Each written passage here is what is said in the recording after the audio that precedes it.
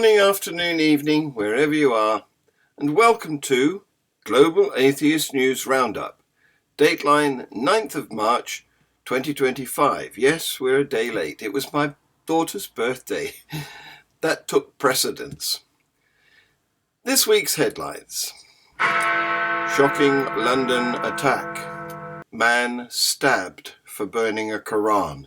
10 Church of England clergy face disciplinary action. Catholic women go on Lenten strike to highlight their work in the church. A report suggests an increase in children at unregistered Jewish schools. A Christian lawmaker still wants teachers to be able to hit students with disabilities. Anti-abortion group starts Lent hospital protests. The National Secular Society urges an end to faith-based admissions in United Nations committee briefing. And don't walk your dog. Here's the news in detail. London was rocked by a violent clash over free speech and religious sensitivities when 50-year-old Hamit Koskan was attacked with a knife after publicly burning a Quran outside the Turkish embassy on February the 13th. See this video. Stabbed for burning the Quran, shocking London attack. London was rocked by a violent clash over free speech and religious sensitivities when 50-year-old Hamit Koskun was attacked with a knife after publicly burning a Quran outside the Turkish embassy on February 13th. Koskun, who filmed the act as a protest against the Turkish president, according to reports, was swiftly assaulted by 59-year-old Musa Kadri, who kicked, spat on him, and attempted to stab him with a knife. Despite injuries to his finger, Koskun avoided serious harm, but both men were arrested. Koskun, the Quran burner, for intent to cause harassment, alarm, or distress against Islam, and Kadri for assault and weapon possession. Quote, while I was burning the Quran, I was attacked with a knife. The ambulance and the police came, Koskun, or an account reporting to be him, posted on X, sharing footage of the incident. The arrest of Koskun has sparked outrage among free speech advocates, with Humanist UK warning, quote, burning a religious text should not be a crime. The laws should protect individuals and not ideas.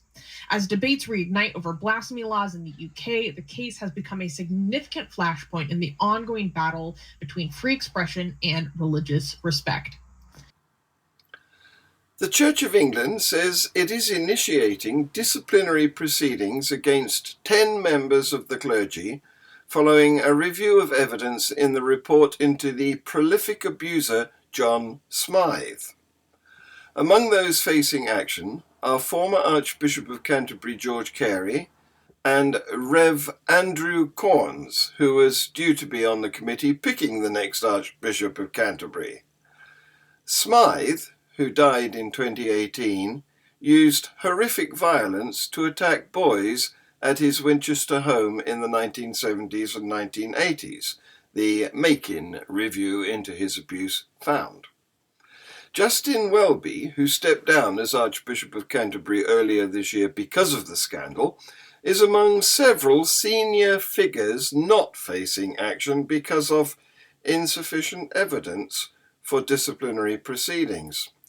Also not facing action but coming under criticism in the Making review are 4 serving bishops: the current Bishop of Lincoln, Stephen Conway, Bishop of Episcopal Ministry in the Anglican Communion, Joe Bailey Wells, Bishop of Edmondsbury and Ipswich, Martin Seeley, and the Archbishop of Cape Town, Thabo Makgoba.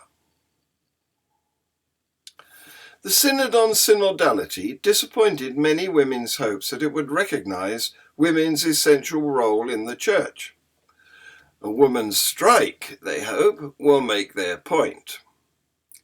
As Lent began on Ash Wednesday, March the 5th, Catholic women frustrated over being disenfranchised by the Church, despite promises of greater recognition, are going on strike, withholding numerous services and ministries to their Catholic parishes, schools, and universities.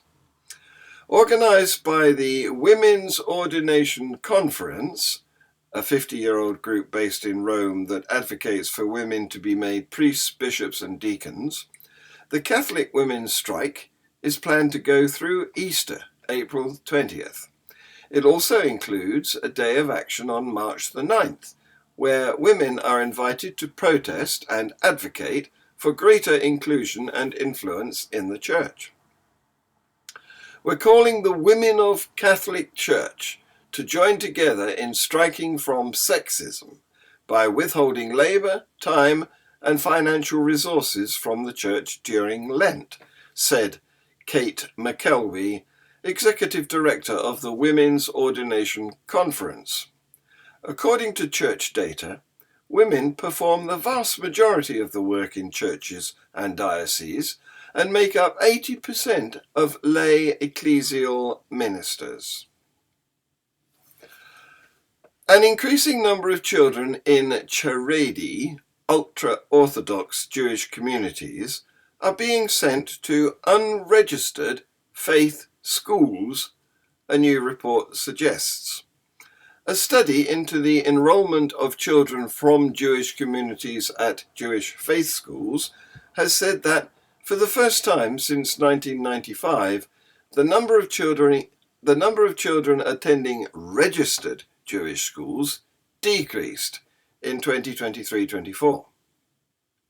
The report, published this month by the Jewish Policy Research Institute, JPR, said this decline should be understood as a reduction of the number of pupils recorded in registered, strictly Orthodox schools.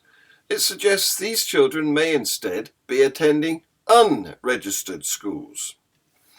Unregistered schools deliberately avoid regulation to teach children a restricted, narrow curriculum, frequently in unsafe settings.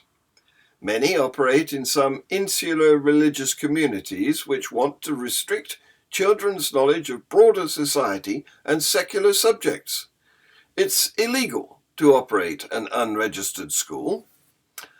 Unregistered Charedi faith schools routinely offer little to no education outside study of Jewish religious texts.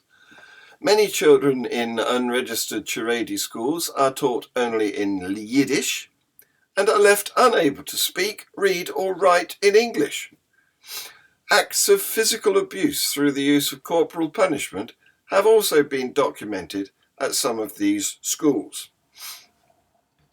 JPR said the decrease in pupil numbers at registered Charedi schools in 2023-24 was largely due to a small number of pupil restriction orders issued to Charedi faith schools in London. The Department for Education can restrict an independent school from admitting new pupils if it fails to meet school standards. Since 2023, 16 independent Jewish faith schools have been issued warning notices from the DFE after failing Ofsted inspections. Even registered Charedi schools frequently fail to teach anything in the curriculum which may contradict their religious doctrine. JPR notes the government's Children's Wellbeing and Schools Bill, which would introduce mandatory registration for all children not in school and new powers to tackle unregistered schools, would likely have an effect on the reported number of children in strictly Orthodox educational settings. The bill has faced protests from some leaders in the Charedi community who say it is specifically designed to hinder religious practice. The bill is widely supported by children's rights campaigners, including the National Secular Society and Jewish groups, including Nahamu and Gesher EU. A Republican lawmaker in Oklahoma argued that it ought to be okay for teachers to beat students with disabilities, because not doing so would be unbiblical. Oklahoma currently permits corporal punishment in public schools. That's a problem in and of itself, but the law at least has a carve-out exempting students with the most significant cognitive disabilities. Teachers can theoretically spank kids, but a handful of students are off limits because they may not even understand they're doing anything wrong. GOP lawmaker Randy Randleman said teachers needed the threat of corporal punishment in order to keep their classrooms in order. And Republican State Senator Shane Jett defended the abuse of children with disabilities, all in the name of Jesus. A US anti-abortion group has started a series of Lent protests outside a Glasgow hospital, but says it will not break Scotland's new buffer zone law. Campaigners from 40 Days for Life have pledged to stay outside the 200-metre safe access zone around clinics. Last month, a 74-year-old woman became the first person in Scotland to be arrested for protesting near the Queen Elizabeth University Hospital. The Abortion Services Safe Access Zones Act, external, came into force last year and prohibits anti-abortion activists from protesting near 30 clinics offering abortion services in Scotland. Scottish Green MSP Gillian Mackay, who drew up the law, said the coming weeks would be a real test for the new legislation. The group is planning to hold vigils on Hardgate Road across from the hospital until the 13th of April, the Sunday before Easter. That area has been a frequent target for anti-abortion activists. 6 people, including a woman with a baby, gathered from around 8 a.m. and began quietly praying. Mackay said she would work with Police Scotland and health providers to ensure the new laws are followed. The MSP added, no one should be subjected to intimidation and harassment. Mackay said, for far too long women have had to endure totally unacceptable abuse and obstruction outside hospitals. The National Secular Society has told the United Nations Committee on Economic, Social and Cultural Rights in an oral briefing that faith-based school admissions should be ended. The committee oversees the International Covenant on Economic, Social and Cultural Rights, an international treaty ratified by the UK in 1976. Article 13 of the Covenant enshrines the right to education and states education shall promote understanding, tolerance and friendship amongst people of different racial and religious backgrounds. It also requires that secondary education be accessible to all by appropriate means. Adding to its earlier written submission, the NSS told the committee in an oral briefing that state-funded schools should be open and welcoming to all. The NSS welcomed the government's recent abandonment of plans to scrap the 50% cap on faith-based admissions in new faith-based academies. And finally, Muslims in Manchester demand that locals should not walk their dogs in public.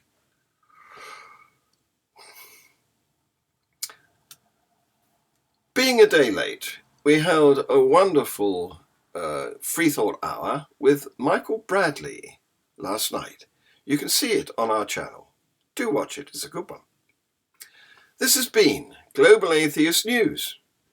Thank you for watching. Please like, subscribe, and share.